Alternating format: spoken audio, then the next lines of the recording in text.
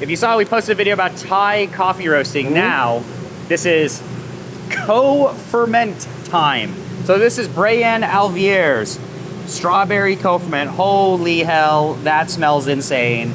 Strawberry puree, Pocky, crazy coffee. You can see it's been hyper processed. Look at the colors there. Wow. It's it smells so intense. Co-ferment's very divisive, very controversial thing in coffee right now. Okay, so we're gonna load up this strawberry co-ferment coffee. Oh my God, it smells insane. It smells like everything strawberry. It smells like Pocky. It smells like jam. I don't know. So this is a hyper-processed coffee in today's landscape. A lot of stuff happening to it. And I wanted to have Pat talk a little bit about how he's roasting. So how are you roasting co-ferments compared to other coffees? Like, what is your approach? So my approach is somewhat the same with those natural process or natural anaerobic process. I roast natural process very long, as you know, to get more sweetness to the cup, right? And sometimes the funkiness of the coffee or the high fermentation, like a big gap of fermentation it's just the thing that I'm trying to reduce. So I would extend it on the development time, but with the low temperature.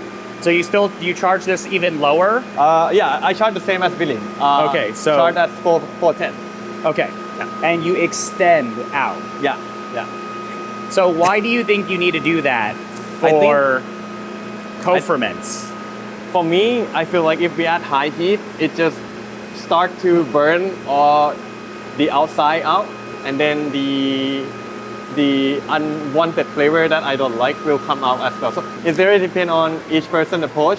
But for my approach, I like to go long, so that's why I charge very low. Because I have tasted this coffee from a variety of roasters, and sometimes I'm like, am I brewing this wrong, or is it the roast? It's hard to tell, actually, is it the roasting style? But I have in recent times started to figure out like high clarity co-ferment roasting style versus sweetness forward roasting co-ferment style. Very, very different. I think this is a different size of the co-ferment. Yeah.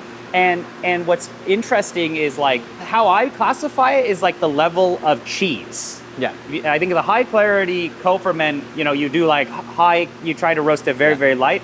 Tastes like, in this specific coffee, strawberry cheesecake, lots of cheese. Definitely. But then with your roasting style, more development, extended development time, I find more bread. Yeah, I don't know, like Pocky instead of cheese. So cheese becomes bread. Not to say that this is a baked coffee. Yeah. Although coffee is like baking, right? Soften of cheese flavor. Yeah. While still retaining a lot of the crazy intensity. I will say though that the lighter roasts of this coffee are for sure more intense. The reason why I like this style more a little is because the intensity is toned down. So you don't have to work as hard in brewing with this coffee. Yeah. Like, yes, there's a video we posted a long time ago about brewing these coffees. You do low agitation or more center pour, low extraction. But if you roast in this specific way, if you roast these coffees in this specific way, it makes it a little bit easier to brew. Also, like I do a lot of center pour at my pop-up too. Also, I always teach the people the easiest way to brew coffee. So this way of roasting is very matching that methodology. Yeah, what has been the experience of serving this type of coffee to the normal masses? Yeah, so it's because we do less agitation, and the flavor of it is very good in body, very creamy. So we do less agitation. It's reduced that too. It's a brewing thing. Yeah. So after that, it became very balanced, like Merai tea, like strawberry Pocky tea, like I think that's what I explained to customers. Yeah. So like these coffees serve a very unique purpose, right? A lot of people see strawberry, grape, what's going on? And then they end up ordering it, and it's like, oh my God, there's strawberry in coffee. How is, like, this is insane. But I will say though that sometimes these co-ferments can be too crazy, even for normal palates. And I find that, at least maybe just the bag of coffee I got from Pap for this one, I've been brewing it, is very sweet, is very approachable. and you don't have to work so hard with it. Although it's very funny and ironic where it's like co-ferments should be easier to brew, but then it's so easy to push them over and make them taste bad. Yeah. So it's kind of like weird now, right? You have to think about how to brew these a little bit differently. Right. But wow, you can see that there's a bunch of different coffees mixed into this. So many different colors, but quite similar to Thai coffee. Yeah, our roaster is similar. Everything similar, but adjusted a little bit depending on the process. Yeah. So how is this different than the Thai roast that you did? The Thai roast that we did, I think it's more, I extended lower. Like I start to reduce less gas after. For co-ferment, I like to approaching the first crack very slowly, like gently. But Thai coffee, I was like just pushing into it, like very approachable on the first because you can crack. with those a more acidity forward Thai coffees, but this one is gentle, slow. Yeah, slow, like gentle. Because I think if we're not gentle to them, all the bitterness and the processing will come out. It's just my experience. I'm not sure if other experience the same. But for me, this type of coffee, I need to be very gentle in heat. I guess we can look at those curves later, like Thai coffee curve versus co-ferment. But the general methodology is similar, but more optimized for the process. The colors are gradually changing. Slower, definitely more slower approach, it seems. It still smells crazy though. Smells good though. Wow. It's not like hay, but strawberry hay. Yeah, definitely strawberry hay at this part. Colors are changing. Yep. So you can see even today, these hyper processed co-ferments are still pretty high quality. Yeah. Nowadays, very high quality. Yeah, I used to really find these coffees to greatly fall apart when they cool down, but they have honestly gotten a lot better. Yeah. And I think we also understand how to brew them a lot better. Yeah, because people drink a lot of co-ferment too, I guess. So they adapted how to brew it currently. Yeah. But I still think these coffees are amazing for getting people into this stuff. Into the industry, right? yeah. No more naturally processed blueberry, right? It's like, what the hell is strawberry, grape, peach? I don't know anymore, right? Yeah, I don't know anymore. There's so many of them. Yeah, but they taste good over ice. It is a hot day today. Iced coffee, fantastic with these co-ferment coffees. Yeah, that's my favorite drink when I need an iced cup of coffee. Strawberry co-ferment. Yeah, iced strawberry co-ferment. Yeah. Definitely worth it. Now it's less funky. I still smell the strawberry. I still smell like this sharpness or intensity. Colors are changing, yep.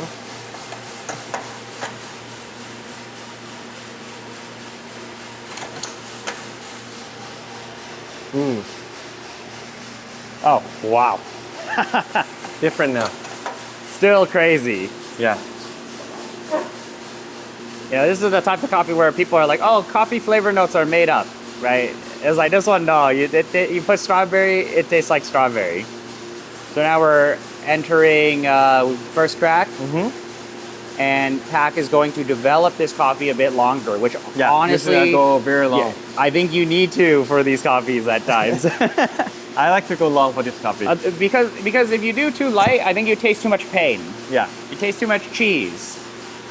So we must control the amount of cheese in this coffee. Done. Oh, wow. That's crazy. Yeah. And what's fascinating is you can look at this and you're like, some of these do look like defects. But it's not. It's not. Yeah, it's just like the coffee's been so fermented that the colors it's different. Become very, very dark. Yeah. Wow, look at that. Freeze-dried strawberries. Yep. Special K for anybody who is into Special K, like the freeze-dried strawberry. That's what this tastes like. I guess we can take a look at the curves on this versus Thai coffee. Yeah. Similar methodology and approach, but that's just, Pack's roasting style. You can take a look at what is different between the two. Yeah, it's almost the same. Like as you can see, for which one? For Billy, it's a bit longer, I think, for this one. And then for strawberry, I develop it faster for a bit. Everything is almost the same. Yeah, just longer and shorter. And this part is the slower Yeah. part. So you approach first crack slightly more gentler. Yeah, gentler. You can see that. Yeah, it's more gentler. I mean, Billy was gentle too. Yeah. But you think the longer development for Thai adds more sweetness, and the slower. I think both have the same, almost the same development time, because the first crack was different. Right. Yeah, right. Right. You're going to crack at different place because of processing. Yeah, because if you look with this graph, like compare 1-to-1, it's the Thai coffee and Colombian coffee, so it's react differently. Right. It is very hard to tell, but definitely the co-ferment development more. So in this one, strawberry is longer. It's longer, yeah, much longer than the Billy. Yeah. Because again, as we explained it, I'm trying to extend it longer, as I don't like the flavor of very cheesy. So Yeah. I think the development time helped reducing that. Yeah. Yeah. But still gentler approach, lower charge temp. Yep. So we get, high-ish clarity roasts. Yeah. But definitely for the co-ferment, you want more development time. Otherwise, it's too weird. The processing goes a little wacky. Yeah, wacky. For me, I don't like it to be so wacky. Yeah. But Okay. should be the same light roast coffee for me. Yeah. But for his roasting style, definitely sweetness forward. Yep, straightforward. Yeah, well, okay, that is this coffee here. You can pick up some of it on his website. We had a plug pack, of course. But this coffee is wacky. It is processed, but of co-ferments that I have tasted, I definitely think this roasting style really, really helps tame things. So you get definitely more sweetness forward cup. It is not as insanely intense, and I get less Parmesan cheese, less strawberry cheesecake with this style. Yeah. I think so. It so. still tastes good. This tastes good. Pocky style. Pocky, this Asian style. Yeah, this is this is tasting more strawberry Pocky, like Japanese sweets and confectionaries versus Cheesecake Factory. Ooh, that's a good explanation. Right type of flavor. So very different. Yeah. If you want Pocky or Cheesecake Factory. Yeah. That's if you go lighter or you try hotter charge temp, less development versus lower charge temp, more development. Still light, still a crazy coffee, and there we go. That's fun. That smells crazy still. It is still crazy. But I like my strawberry roasting style. Yeah. It's just me. All right. Well, that's all for this video. We have many more videos we will make with Pack in the coming days. Thank you so much for spending time to watch this video. Pick up this coffee if there is still some left, but it is a wild strawberry coffee, but very approachable because of the roasting style. I hope that was helpful and insightful for anyone who wants to explore these coffees and why roasters do what they do. But thank you guys so much, and we'll see you later. Bye. Bye.